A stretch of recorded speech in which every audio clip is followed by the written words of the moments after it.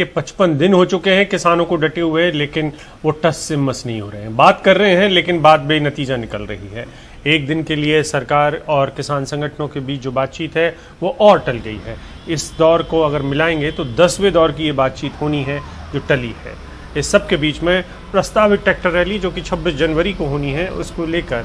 Delhi police, Baghpat police लगातार किसान नेताओं से बातचीत कर रही है। सोनीपत पुलिस भी बात कर रही है,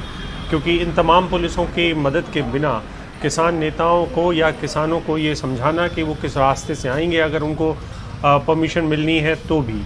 और अगर नहीं देनी है, दिल्ली पुलिस चाहती है कि उनको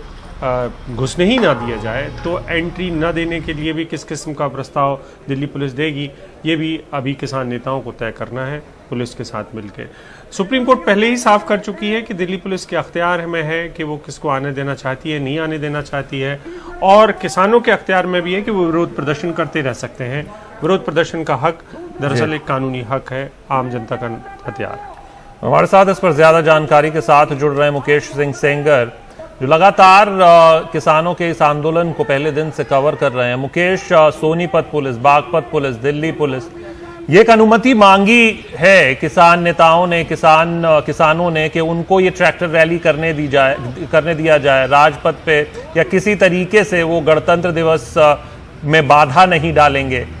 लेकिन दिल्ली पुलिस इस पूरे मामले को लेकर सुप्रीम कोर्ट गई है। तो क्या लग रहा है अभी फिलहाल, क्या उनको मंजूरी मिल सकती है? क्योंकि गणतंत्र दिवस एक ऐसा मौका है जहां पर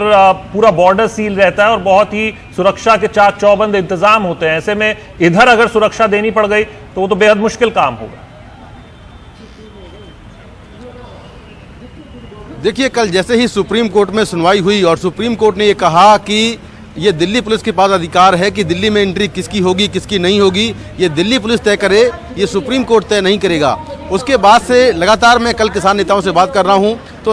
उनका कहना ये है कि वो दिल्ली पुलिस से बातचीत करेंगे और दिल्ली पुलिस में परमिशन लेंगे कि वो ट्रैक्टर रैली निकालें। तो कल शाम से लगातार दिल्ली पुलिस के अधिकारियों के साथ में और किसान नेताओं के साथ में मीटिंग चल रही है। कल शाम को भी मीटिंग हुई थी, और अभी ये जो सिंघू बॉर्डर के पास एक रिजॉर्ट है, इसी रिजॉर्ट के अंदर बागपत पुलिस, सोनीपत पुलिस और दिल्ली पुलिस के तमाम अधिकारी मौजूद हैं। किसान नेता योगेंद्र यादव, दर्शन पाल, रज्जेबाल समेत जो तमाम किसान नेता हैं संयुक्त किसान मोर्चा के, वो यहाँ पर मौजूद हैं। तो फिलहाल ये बातचीत चल रही है कि आखिर कितने किसान दिल्ली में 26 जनवरी को परेड करेंगे, ये पूरा जो रोड मैप है वो क्या होगा। तो ये रूपरेखा दिल्ली पुलिस किसान नेताओं से ले रही है और वो तय करेगी कि क्या इनको अंदर आने दिया जाए, क्योंकि 26 जनवरी को सबसे बड़ी जो समस्या होती है वो ये है कि जो परेड राजपथ पर निकलती है वहाँ की सुरक्षा में करीब 25,000 पुलिसकर्मी तैनात रहते हैं। तो ऐसे में क्या दिल्ली पुलिस किसानों को 26 जनवरी को दिल्ली में अंदर घुसने की परमिशन देगी? और ये भी एक शक है या डर इस बात का है कि किसान अगर अंदर आ गए तो कहीं वो अंदर से बाहर ना निकलें, अंदर ही बैठ जाएं दिल्ली के अंदर। और ये भी हो सकता है कि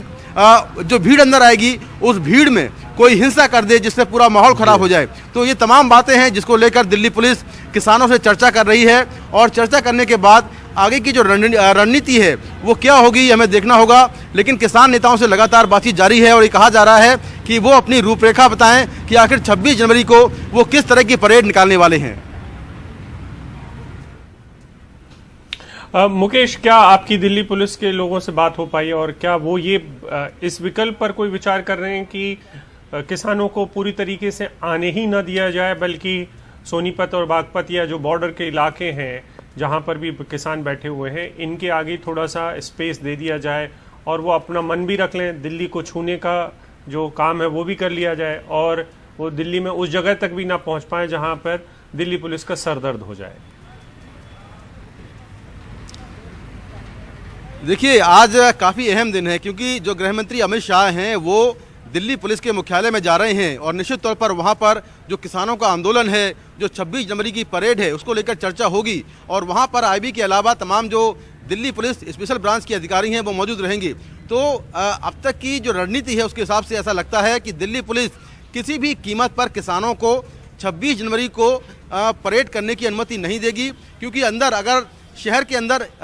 लाखों लोग घुस आए और ट्रैक्टर लेकर अंदर आ गए और ऐसे में अगर कोई माहौल बिगड़ा तो सीधे तौर पर इसके लिए सरकार जिम्मेदार मानी जाएगी और इसीलिए शायद ऐसा लगता है कि दिल्ली पुलिस किसानों को दिल्ली के अंदर आने की परमिशन ना दे, लेकिन उसके पहले जो मीटिंग हो रही है उसमें शायद ये बात की जा रही है कि जो दिल्ली पुलिस के अधिकारी हैं वो किसानों से बार बार यही पूछ रहे हैं कि आखिर आपका रूट क्या होगा, आप कहां से कहां तक जाएंगे, कितने लोग जाएंगे, इतने लोग अगर आएंगे तो सुरक्षा की जिम्मेदारी कौन लेगा। तो ये सारी बातें अभी यहाँ पर हो रही हैं। लेकिन मुझे ऐसा लगता है कि जिस तरह से लगातार दिल्ली पुलिस ने पहले ही इस तरह के इनपुट जारी किए हैं, इस तरह के पोस्टर लगाए हैं पूरे शहर में कि जो खालिस्तानी आतंकवादी हैं वो किसानों की आड़ में हमला कर सकते हैं, माहौल ख़राब कर सकते हैं, तो ऐसे में मुश्किल लग रहा है कि दिल्ली पुलिस किसानों को 26 जनवरी को दिल्ली के अंदर घुसने की परमिशन देगी।